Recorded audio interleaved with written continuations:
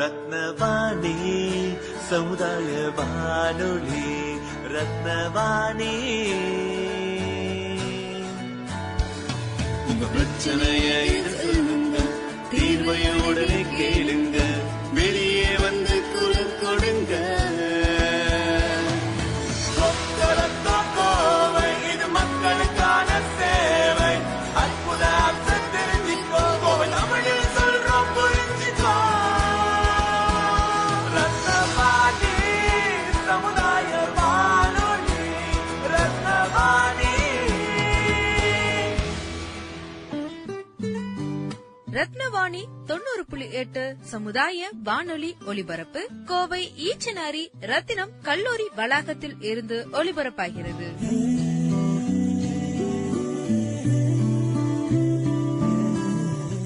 வணக்கம். ரத்தினவாணி 90.8 சமுதாய வானொலியின் ஆன்றோர்களுக்கான சிறப்பு நிகழ்ச்சி அனுபவ்.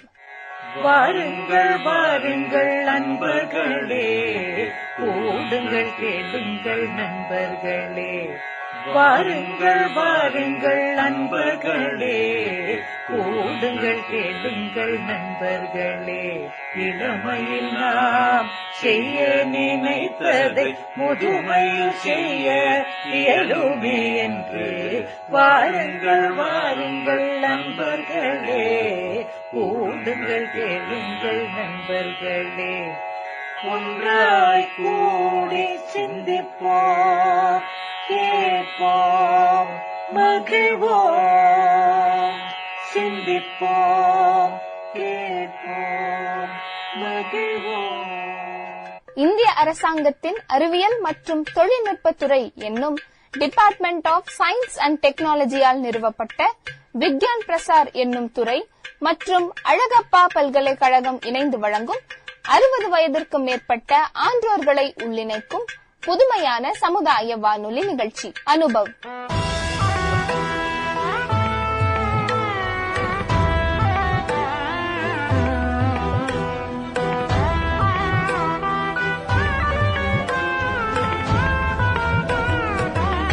இந்நிகழ்ச்சியின் மூலம் அறிவியல் துறையில் சாதனை படைத்த ஆன்றோர்களின் அனுபவங்கள் மற்றும் அறிவியல் துறையில் கைதேர்ந்த வல்லுநர்களின் புது அறிவு மற்றும் பொது அறிவுகளை கோவையில் வாழும் மூத்த குடிமக்களுடன் பகிர்ந்து கொள்ளும் முயற்சியே இந்த நிகழ்ச்சி.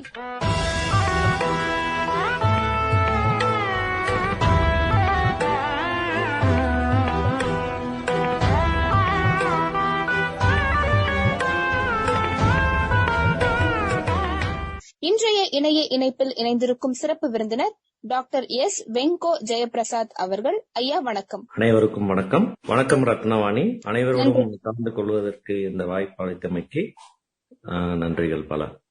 நன்றிங்க சார். நமது சிறப்பு விருந்தினரை நேர்காணல் செய்யும் ஆன்றோர்களாக Kovai care S3 senior citizen retirement கம்யூனிட்டியை சார்ந்த ரேவதி பாஸ்கர் அம்மா அவர்களும் மற்றும் சின்மயம் ரிட்டையர்மெண்ட் கம்யூனிட்டியை சார்ந்த கேப்டன் ராஜ்குமார் ஐயா அவர்களும் இணைந்திருக்கிறார்கள். தற்பொழுது அறிவியல் நேர்காணல் தொடங்கவிருக்கிறது.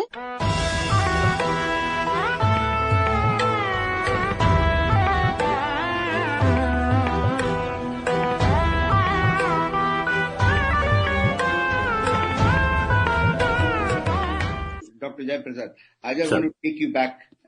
இப்ப பாருங்க, நீங்க சொன்னீங்க இப்போ நீங்க ஒரே ஹாஸ்பிட்டல்ல 500 பேஷண்ட்ஸ் பாக்குறீங்க in a day, and அதே மாதிரி எத்தனை ஹாஸ்பிட்டல்ஸ் இருக்கு where they will be seeing. So we obviously know that diabetes is now almost a pandemic. Okay, Anna, but if you go back during the time நீங்க when you நீங்க degree எல்லாம் படிச்ச போது அந்த டைம்ல they always said ki diabetes is it is hereditary and this thing, and we did not know much about it.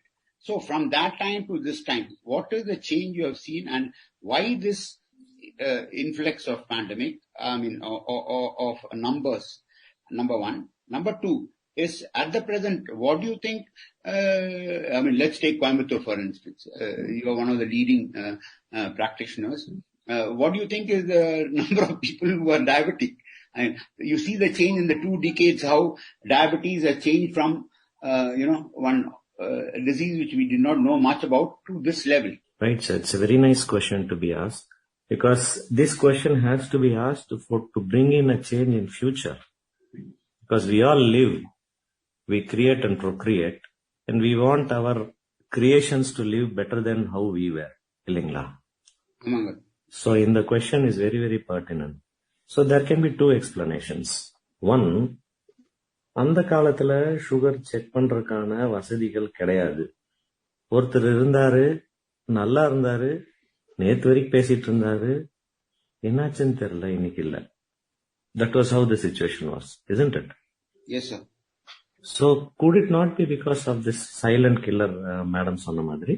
So which went unrecognized. As I said earlier, diabetes is asymptomatic in at least 90% of the patients. So ஒன்னு நம்மளுக்கான அந்த செக்கப்கான வசதி வாய்ப்புகள் குறைவா இருந்ததுனால நம்ம பார்க்காமே இருந்திருக்கலாம்.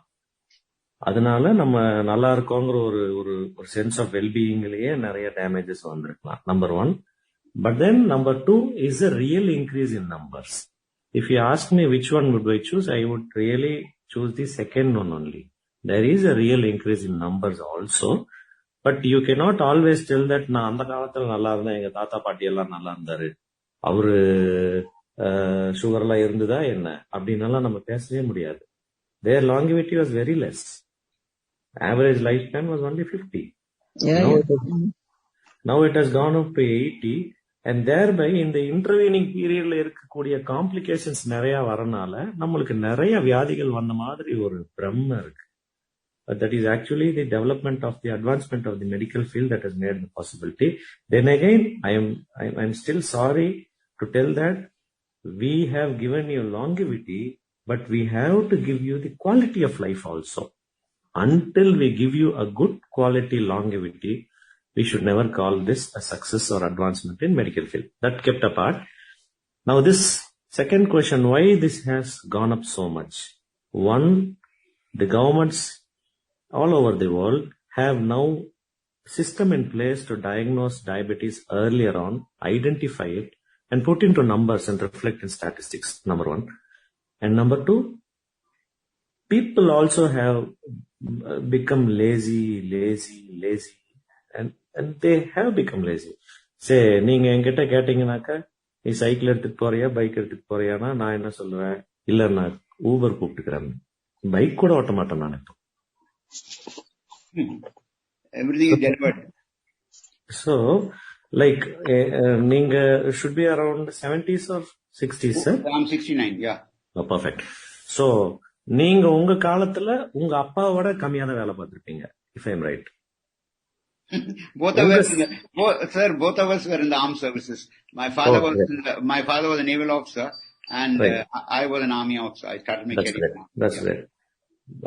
So whatever it is, your dad would have been working more, like in other ways. He would Yes. have been walking more than you would have been done. Yes, definitely. So yeah, your son and your offsprings will be having lesser chances for physical exertion than you.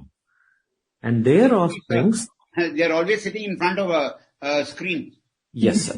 Sir, we cannot tell that it is right or wrong. Now, like, what had come naturally to us or what we were made to do, like, நாள cycle ஓட்டிட்டு போற மாதிரி இருந்தது ஸ்கூலுக்கு, என் பையன்லாம் அப்படி வாய்ப்பே இல்லை.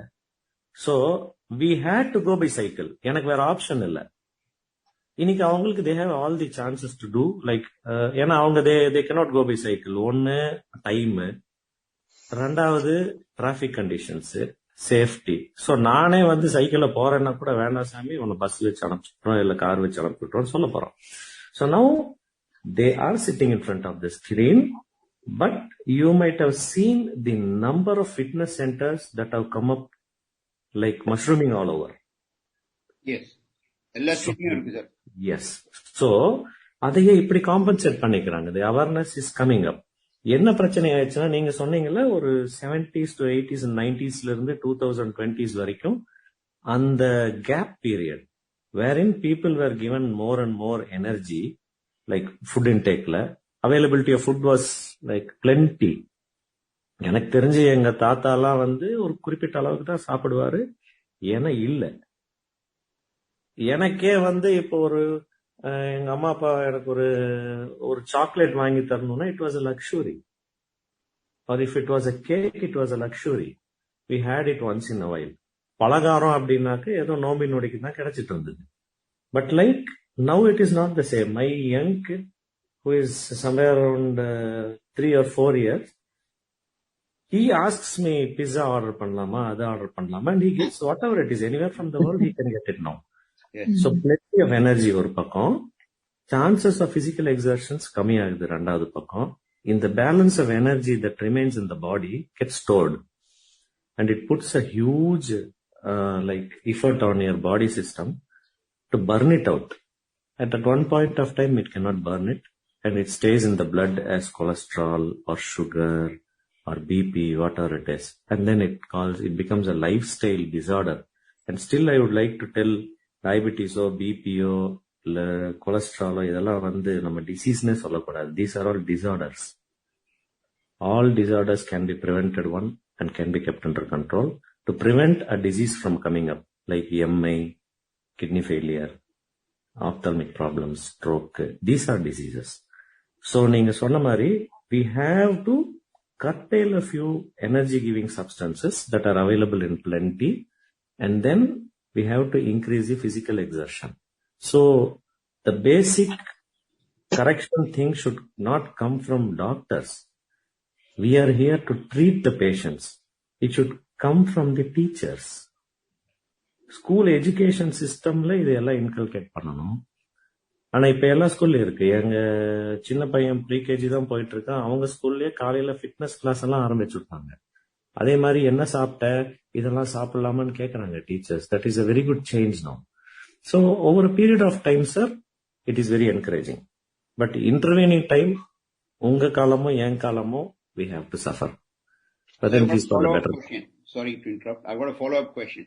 Sure. Including once you have a high intake of sugar, you start off with testing the patient and then giving him pills and seeing the sensitivity and then progressing on to insulin.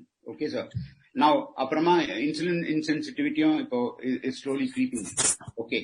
Now, where do you see this going in future? I mean, where you read about a lot of research going on in diabetes, pancreas transplant, artificial transplant, and maybe generating insulin in your body by some implants. Where do you see it going, sir? It's very, very encouraging. It's very, very encouraging.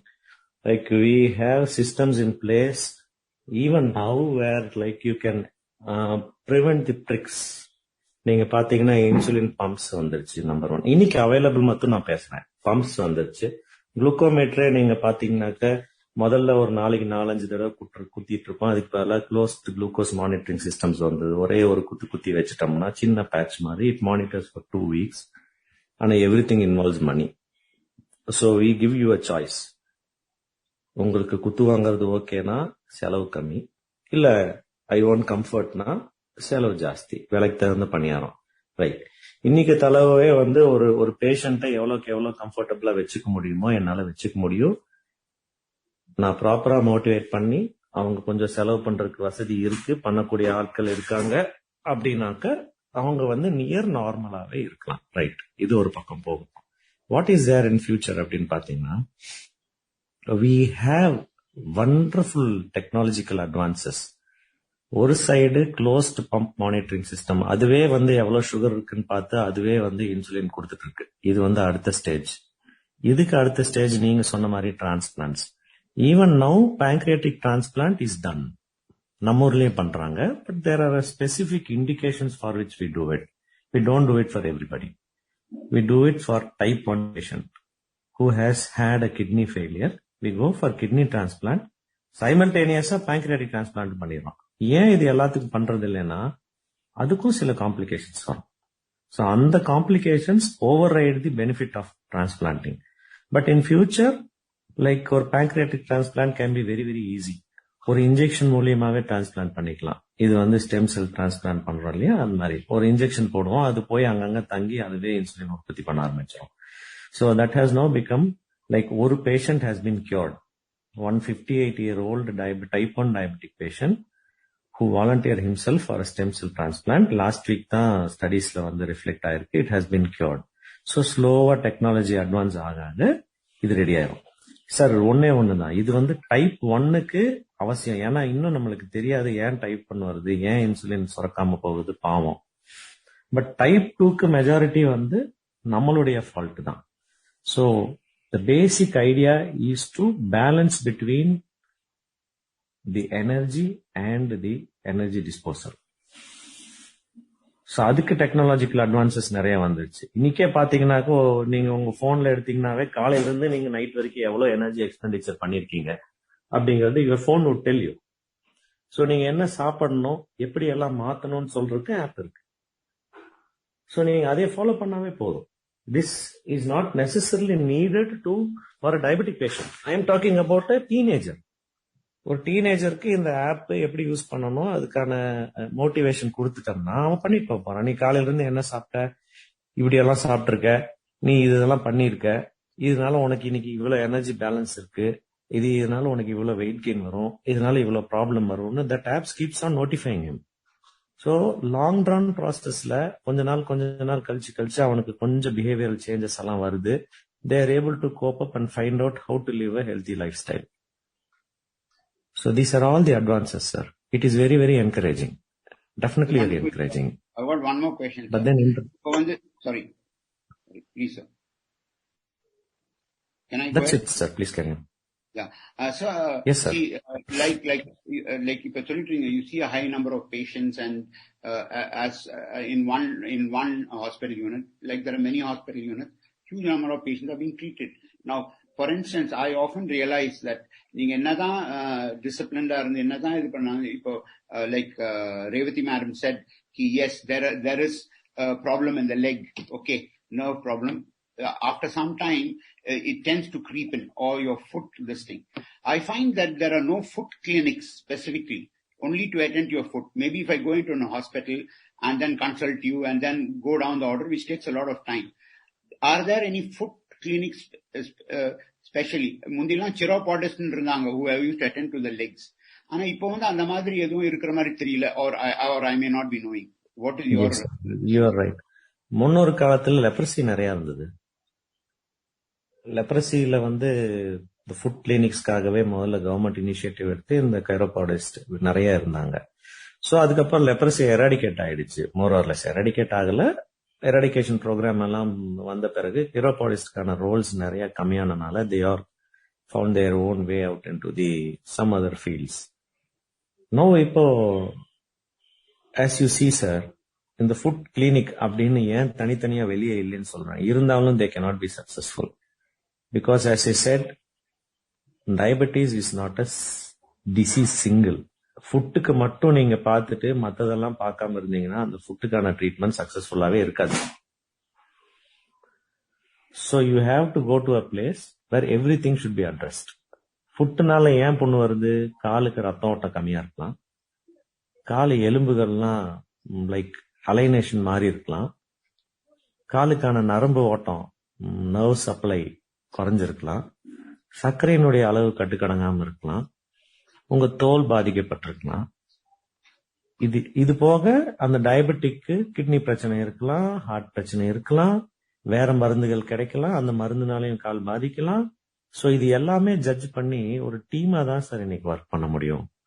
So இந்த மாதிரி ஒரு team approach இருக்கதான் பண்ணா மட்டும்தான் நம்மளுக்கு ஒரு சக்சஸ்ஃபுல்லான outcome வரும். So முதல்ல லெப்ரசி அப்படி கிடையாது. அது வந்து நரம்பு மட்டும் இத்து போயிருக்கும். நீங்க காலை சீவி எடுத்து கட்டிட்டு காலை கீழே வைக்காம நீட்டா கட்டு போட்டுட்டு இருந்தா புண்ணு காஞ்சு போயிடும். பட் இது அப்படி கிடையாது. So that is why I think, in my opinion, you don't get to see a lot of foot clinics, but I do run one in my own center, and all the hospitals have their own foot clinics generally. வெளிய தனியா ஒரு கைரோபாடிஸ்ட் சொல்லி பண்ண முடியாது. We can take a help of கைரோபாடிஸ்ட் தான். நீங்க இந்த ஸ்பால் எல்லாம் வேணா இருக்காங்க இப்போ. That is a different issue altogether. அங்க mainly go to spa, they அது வந்து what you call it, pedicure manicure பண்றாங்க and give you a leg massage. That is not a medical thing. That is more to for some time the blood circulation கொஞ்சம் improve ஆகும், அவ்வளவுதான். Correct thing, sir. It is not a longer lasting solution. So, exactly. Connected with this same now, some of the doctors are suggesting surgery and putting a stent to increase the blood flow to the legs and all. What is your opinion on that, sir? Sir, when the blood supply is reduced below a critical limit, and depending on where exactly the obstruction is, and if it is indicated properly, we do have protocols in place. We do have recommendations based on studies. And if your doctor suggests, based on scientific evidence, that you have to be stented, go ahead. There is no, you shouldn't say, I don't want that, I don't want. But you can say, I don't have the money to do it. That is absolutely right. But this is not right approach அப்படின்னு சொல்றது தப்பு. So if your doctor says you have to do it, you have to do it. Sir, இது அப்படியே கொஞ்சம் தமிழ்லயே சொல்ல முடியுமாங்க sir? ரைட்டுங்க. இப்ப வந்து ரத்த குழாய் அடைப்பு இருக்குது காலுக்கு, அதுக்கு ஸ்டென்டிங் பண்ணும். ஸ்டென்ட்ங்கிறது ரத்த குழாய்க்குள்ள இன்னொரு சின்ன குழாயை சொருக போறோம், அதுக்கு பேர் தான் ஸ்டென்டிங். இப்ப ரத்த குழாய் ஒரு குறிப்பிட்ட சதவீதத்துக்கு மேல அடைச்சிருந்ததுன்னா ரத்தம் எப்படித்தான் காலுக்கு போகும்? முன்னொரு காலத்துல இந்த ஸ்டென்டிங்கான டெக்னாலஜி இல்ல, கிழிச்சுதான் ரத்த குழாயை பைபாஸ் பண்ணுவான். அது வரக்கூடிய நல்ல விளைவுகளை காட்டிலும் பக்க விளைவுகள் அதிகமா இருந்தனால we didn't suggest. பட் இன்னைக்கு ஆஞ்சியோகிராஃபி எல்லாம் it is technologically advanced. So வரக்கூடிய விளைவுகள் பக்க விளைவுகளை காட்டிலும் கம்மி. So there are a few like indications, அதாவது இது பண்ணணும் அப்படிங்கிறது எங்களுக்கு கைட்லைன்ஸ் இருக்கும் based on the studies. So இந்த மாதிரி கண்டிஷனுக்கு ஸ்டென்டிங் பண்ணுனா நல்லது அப்படிங்கிறது ஒயிட் அண்ட் பிளாக்ல இருக்கும். ஸோ அந்த மாதிரி சமயத்துல நாங்க இது ஸ்டென்டிங் பண்ணுங்க, உள்ள குழாய் சொருங்கன்னு சொல்லுவோம். ஸோ அது நம்ம ஏத்துக்காதது நம்ம கிட்ட இருக்கு. பட் ஏத்துக்கிட்டா நல்லது. பட் ஏத்துக்கக்கூடிய அளவுக்கு வசதி இருக்காங்கிறது நம்ம முடிவு பண்ணிக்கணும். இல்லாத பட்சத்துல எனக்கு வசதி இல்லைன்னா we will definitely give some alternatives. அதுக்கான மாற்று வழிகள் கண்டிப்பா கொடுப்போம். எங்க பெரியாஸ்பத்திரி எல்லாம் பாத்தீங்கன்னா நாங்க ஃப்ரீயா தான் பண்றோம். பட் பண்ணினாலும் ஆஃப்டர் கேருக்கு ஆள் இருக்காது பாவம். ஸோ அந்த மாதிரி சூழ்நிலையில எனக்கெல்லாம் வேண்டாம் சாமி, நான் இப்படியே ஏதாவது பண்ணிக்கிறேன் அப்படின்னு சொல்லக்கூடிய ஆட்கள் நிறைய இருக்காங்க. ஸோ அவங்களுக்கு என்ன மாற்றம் ஏற்படோ அது பண்ணி கொடுத்துருவோம். ஸோ லைக் இது எல்லாம் depends on not only the medical problem, உங்களுடைய சோஷியல் ப்ராப்ளமும் கூட. சார், இந்த ஸ்டென்டிங்கை பத்தி பேசும்போது today if we go for an angio, automatically we agree if there is a blockage to the arteries. We do not hesitate. But அதே ஸ்டென்டிங் காலுக்கு போடணும்னா கொஞ்சம் ஹெசிடேஷன். நம்ம காலுக்கு கொடுக்கற மரியாதை அப்படித்தாங்க. நான் உங்ககிட்ட கேக்குறேங்க சார், ஒரு கிரீடமும் செருப்பும் கொடுக்குறோம், எதையும் நீங்க ஒரு மாதிரி ஆண் பாக்குறீங்க, ரெஸ்பெக்டோட பாக்குறீங்க? கிரீடத்தான் பாப்போம் சார். எது சார் நம்மளுக்கு தேவை? கிரீடத்து இல்லாம நம்மளால வாழ முடியும், செருப்பு இல்லாம வாழ முடியுமா? See, these are all our opinions that has been put in our brains for years together. அந்த மாதிரி காலுக்கு நம்ம தான் கால் இல்லைன்னாக்க என்ன பண்ண முடியும் யோசிச்சு பாருங்க சார். இந்த இதுல I would like to say something. இந்த பர்டிகுலர்லி டயபெட்டிக் ஃபுட்வேர் ரொம்ப சௌரியமா இருக்கு. பட் தென் அது எப்பவுமே எல்லா இதுலயும் பெரிய பெரிய சைஸா பண்ணி விடுறா. Why it is so I don't understand. Yeah, you have absolutely right question there. எங்களுக்கு தேவை உராய்வை கம்மி பண்ணணும். எந்த வகையிலும் எந்த சைட்லயும் உராய்வு இருக்கக்கூடாது. ஏற்கனவே நம்மளுடைய டயபெட்டிஸ், லாங் ஸ்டாண்டிங் டயபெட்டிஸ்ல ஃபுட் எல்லாம் ரீமாடல் ஆயிருக்குங்க. எல்லாம் கொஞ்சம் பெண்ட் ஆகி எங்கெங்க ப்ரெஷர் பாயிண்ட் இயற்கையா இருக்கணுமோ அந்தந்த ப்ரெஷர் பாயிண்ட்ஸ் எல்லாம் ரீடிஸ்ட்ரிபியூட் ஆயிருக்கும். ஸோ இதைய ஸ்டடி பண்ணி மீண்டும் அந்த nearest to the normal pressure point கொடுக்கறதுக்கு தான் இந்த பீடோபோடோகிராம் எல்லாம் பண்ணி ஒரு செப்பலை டிசைன் பண்ணுவாங்க. அந்த செப்பல் டிசைன் பண்ணும்போது கொஞ்சம் மேல உறையும், மேல் பகுதி உறையும் போது மேல புண்ணு வரும். ஸோ அதுக்காக வேண்டி கொஞ்சம் பெருசா பண்ணிதான் ஆகணும். அப்போ உங்களுக்கு அவங்க ப்ராப்பரா எஜுகேட் பண்ணணும். பாருங்க, உங்களுக்கு செருப்பு பெருசா பண்ணி கொடுத்துருக்குறோம், அதனால நீங்க நினைச்ச மாதிரி காலை விசிறி விசிறி நடக்கூடாது. பட் அது இந்த வயசுக்கு மேல நம்மளோட கேட்ட மாத்துறது கஷ்டமாவும் இருக்கு. ஆமாங்க, இந்த வயசுக்கு மேல நம்ம எப்படி மனசை மாத்திக்கிறது கஷ்டமா இருக்குமோ அதே மாதிரிதான் எல்லாத்தையுமே மாத்துறது கஷ்டம். பட் வேற வழியே இல்லைன்னு வச்சுக்கோங்க, என்ன பண்ண முடியும்? See, this is what I told you earlier. Motivation, knowing the disease, realization, self-realization, not necessarily in other parts of the lives. ஏன்னா எனக்கு தெரிஞ்ச விட உங்களுக்கு நிறைய தெரியும். You are all mature. You have self-realized yourselves than me in all other aspects of the world, in the worldly matters. But in the disease matterல I have a slightly better edge over you. So in the disease உட்கார்ந்து உங்க doctor கிட்ட ஆமாமா டெஃபினட்டா slightly தான். See, I have to learn from you. It's a big wall. It's not an edge. You got a very big wall over it. So your authority on it, and we bow before you. என்னதான் படிச்சாலும் ஏட்டு சுரக்காய் கறிக்கு உதவாது. நீங்களும் உங்களை மாதிரியே இருக்கக்கூடிய இன்னொருத்தவங்களும் கண்டிப்பா ஒரே மாதிரி இருக்க முடியாது. நான் உங்ககிட்ட பழகணும், பேசணும், உங்களுடைய டிசீஸ் பத்தி தெரியணும், உங்க வாழ்க்கை முறைய தெரியணும். இதுக்கெல்லாம் டைம் ஆகும்.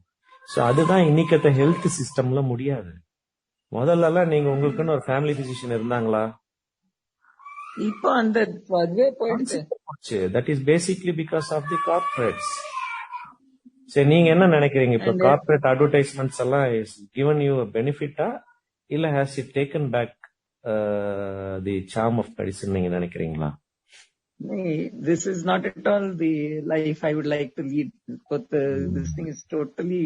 நீங்க முதல்ல எல்லாம் பாத்தீங்கன்னா promote anything and everything. Yeah. முதல்ல எல்லாம் எனக்கு தெரிஞ்சு ரேடியோல துணிக்கடையும் நகைக்கடையும் தான் அட்வர்டைஸ்மெண்ட் வரும். ஏன்னா these were the things that we called luxury. இது நம்ம கையில காசு இருக்கிறதுக்கு மேல செலவு பண்றதுக்கு தான் அவன் நம்மள மோட்டிவேட் பண்ணிட்டு இருந்தான். இந்த காசு வச்சிருக்கிய சும்மா இது வாங்கு அப்படின்னு. இன்னைக்கு பார்த்தா அத்தியாவசிய பொருள்களுக்கே அட்வர்டைஸ்மெண்ட் கொடுக்க ஆரம்பிச்சிட்டாங்க. Health, food. So like it is changing the behavioral pattern totally. So it needs a lot of commitment from the government, society, everything to change this. I think உங்கள மாதிரி ஊடகங்கள் இதை has to take step up, represent it always. Like இன்னைக்கு நீங்க பாத்தீங்கன்னா every third advertisement is a hospital advertisement. That is very I think it is unethical. முதல்ல எல்லாம் அப்படி பண்ணிட்டு இருக்கே இல்லையே. ஹாஸ்பிட்டல்ல வா நீ வா உனக்கு அட்மிஷன் கொடுக்கறேன். This is the way it is being done. ஸ்ட்ரோக்னா என் ஆஸ்பத்திரிக்கு வா. இது எனக்கு தெரிஞ்சு என் கிளினிக்ல நடந்துச்சு. See, I have been experiencing everything. I have a small clinic in village. I practice in town. I go to a government hospital. I go to a mid hospital. I work in government. So I have around 20 years of experience working all over. முதல்ல இப்ப நான் உங்களையே சொல்றேனே, it is not that you or me are at fault. It is the total situation that has changed. நீங்க இப்போ ஒரு சின்ன உபாதைக்காக ஒரு ஹாஸ்பிட்டல் போறோம் அப்படின்னா நிறைய factors has to be taken to account. ஒன்னு, போன ஒரே இடத்துல எல்லாம் பாக்குற மாதிரி இருக்கணும். இதுக்கு ஒரு பக்கம் அதுக்கு ஒரு பக்கம் போக முடியாது. ரெண்டாவது, இன்னைக்கு எல்லாரும் இன்சூரன்ஸ் கவரேஜ் வச்சிருக்கீங்க. Insurance people are the dictators. நீ அங்கதான் போகணும் அப்படின்னு சொல்றாங்க.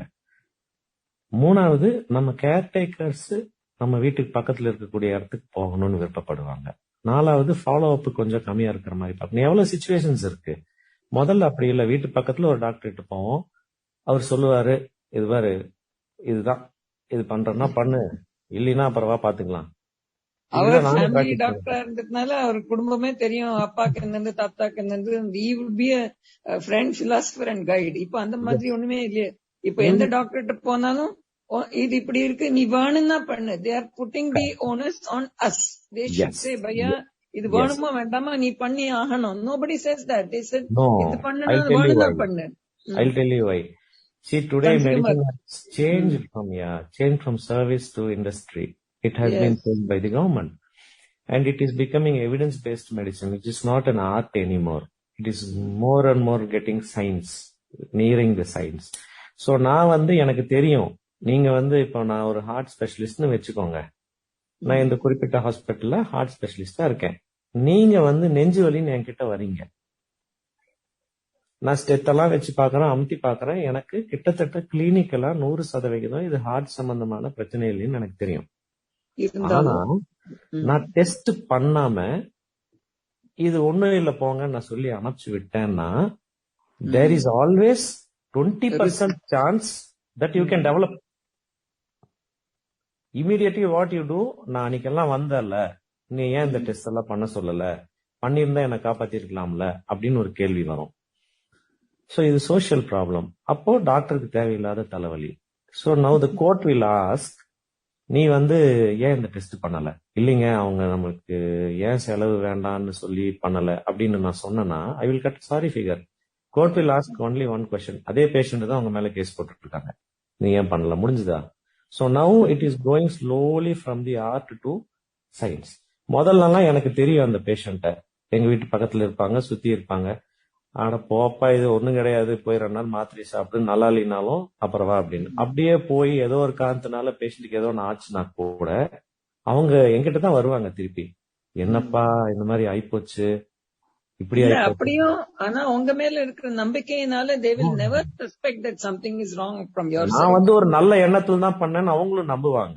ஆமா, நான் ஒண்ணும் இல்ல போன்னு நான் சொன்னா கூட, இல்ல நம்ம டாக்டர் நம்மளுக்காக பண்ணிருக்கிறாரு, செலவு வேண்டான்னு பண்ணிருக்கிறாரு, அது இந்த மாதிரி ஆயிப்போச்சே அப்படிங்கிற ஏத்துக்கூடிய மனப்பக்குவம் இருந்தது. பட் இன்னைக்கு அப்படி முடியாது, அந்த சைடும் முடியாது, நாங்களும் அப்படி பண்ண முடியாது. So what happens is we have to subject you to all the investigations and finally what I will tell you, இங்க பாருங்க ஆன்ஜியோ கூட நார்மலா இருக்குது, ஒண்ணும் இல்ல, நெஞ்சு வலி கிடையாதுன்னு அனுப்பிச்சுடுவேன். அந்த ப்ராசஸ்ல நம்மளுக்கு என்ன தோணும், ஒன்னும் இல்லாத இதுக்கு இப்ப பாருங்க 25,000-30,000 ரூபாய் ஆயிப்போச்சு அப்படின்னு நமக்கு தோணும். நன்றி சார், நன்றி டாக்டர். இன்னைக்கு இணைப்புல இணைந்து ஒரு ரொம்ப அறிவியல் சார்ந்த ஒரு இன்ஃபர்மேட்டிவான ஒரு செஷனா இருந்தது. அதுவும் கண்டிப்பா இப்ப இருக்கிற காலத்துல டயபெட்டிக்ஸ் அப்படிங்கறது அது இல்லைன்னாலே ரொம்ப ஆச்சரியமா பாக்குற அளவுக்கு நிறைய பேருக்கு இருக்கு. அவங்க எல்லாத்துக்கும் கேட்கிற வானொலி நேயர்களுக்கும் புரியுற வகையில ரொம்ப தெளிவாகவும் அருமையாகவும் விளக்குனதுக்கு நன்றி டாக்டர்.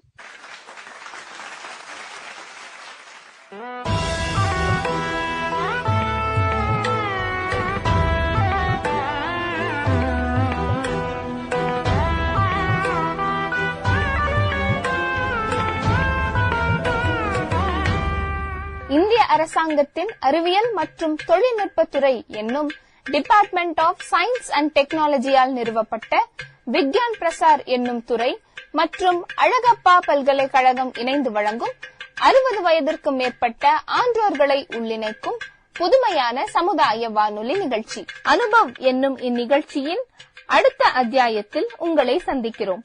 நன்றி, வணக்கம். வாருங்கள் வாருங்கள் நண்பர்களே, கூடுங்கள் கேளுங்கள் நண்பர்களே. வாருங்கள் வாருங்கள் நண்பர்களே, கூடுங்கள் கேளுங்கள் நண்பர்களே. இளமையில் நாம் செய்ய நினைத்ததை முதுமையில் செய்ய இயலுமே என்று வாருங்கள் வாருங்கள் நண்பர்களே, கூடுங்கள் கேளுங்கள் நண்பர்களே. ஒன்றாய் கூடி சிந்திப்போம், கேட்போம், மகிழ்வோம், சிந்திப்போம்.